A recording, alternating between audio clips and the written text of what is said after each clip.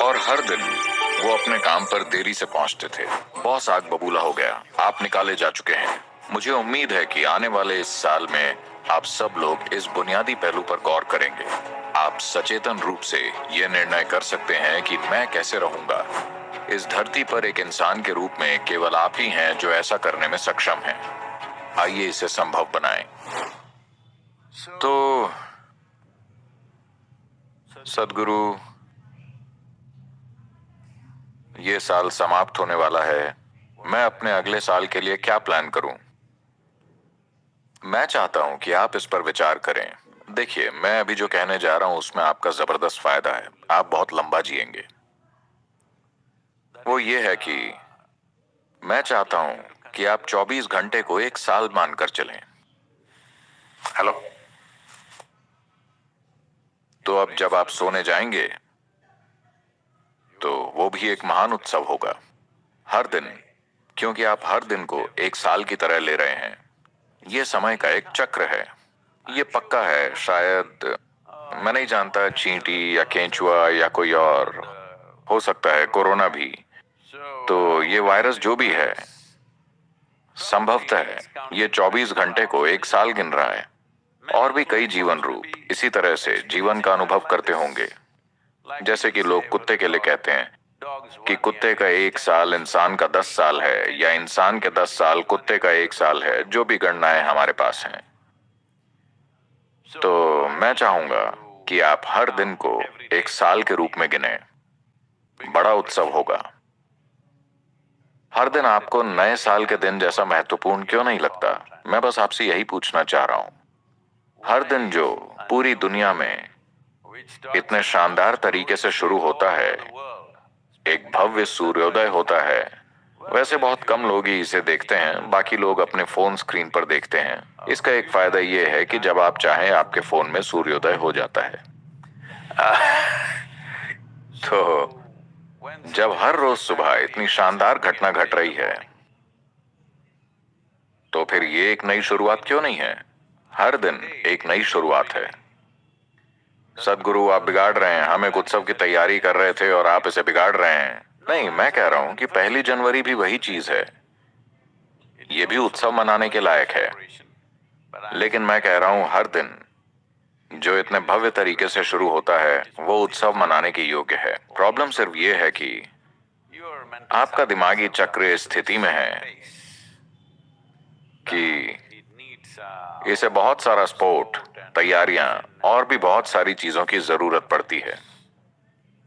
तो ये हुआ।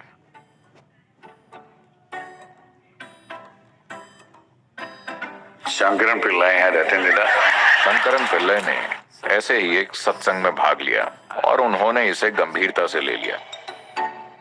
और हर दिन शाम को वो बार में जाकर शराब पीते और हर दिन अपने काम पर देरी से पहुंचते। और उनका बॉस बस उनको निकालने ही वाला था। वो उनसे तंग आ चुका था। वो उन्हें कितनी बार बोल चुका था, लेकिन वो हमेशा 1 या 1.5 घंटे देरी से ही आते थे। और फिर उनका एक दोस्त था जो उनका बार में सहयोगी था। नहीं, जब आप नियमित रूप से ऐसी कोई चीज करते हैं तो वो आपके सहयोगी बन जाते हैं, नहीं तो वो आपके बस दोस्त होते हैं। ठीक है? लेकिन वो आदमी बिल्कुल समय पर ऑफिस पहुंच रहा था। तो शंकरन पिल्लै बोले, तुम ये कैसे कर लेते हो? हम दोनों एक ही समय पर घर जाते हैं, हम दोनों एक बराबर शराब पीते हैं, लेकिन तुम हमेशा ऑफिस समय पर पहुंचते हो। तो उनका दोस्त बोला, मैं क्या करता हूँ, देखो, आमतौर पर हम लोग 12 बजे घर जाते हैं, मैं तुरंत सो जाता हूँ।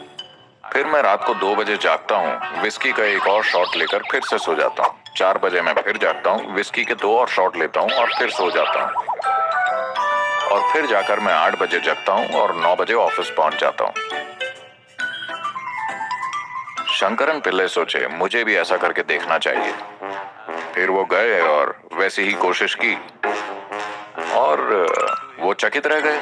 8:30 उनकी नींद खुली और वो सीधा ऑफिस के लिए भागे और 9:30 से थोड़ा पहले ही पहुंच गए। बॉस आग बबूला हो गया। उसने कहा, अब बस बहुत हो गया, आप निकाले जा चुके हैं। उन्होंने कहा, क्यों? हर दिन मैं 1-1.5 घंटा लेट आ रहा था, आज तो मैं बस 27 मिनट ही लेट हूँ। 27 मिनट से तुम्हारा क्या मतलब है? तुम सोमवार, मंगलवार और बुधवार को कहाँ थे?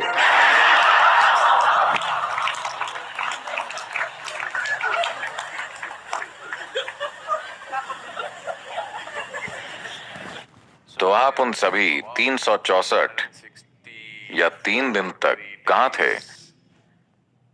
और अचानक अब उत्सव मनाने के मूड में हैं। हर किसी को खुद से यह सवाल पूछना चाहिए कि ऐसा क्यों है कि आप इन 364 दिनों तक उत्सव नहीं मना रहे थे। केवल एक दिन का आप उत्सव मनाने की कोशिश कर रहे हैं। मैं ये कहने की कोशिश नहीं कर रहा हूं कि आप कभी खुश ही नहीं थे, इस साल आप कभी भी आनंदित ही नहीं थे, बल्कि मैं ये कह रहा हूं कि ये बहुत महत्वपूर्ण है, क्योंकि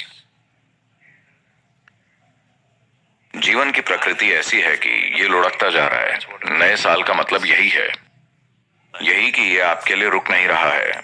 चाहे आप घर में कैद रहे हों या ऑफिस में कैद रहे हों या गटर में कैद रहे हों, इससे कोई फर्क नहीं पड़ता।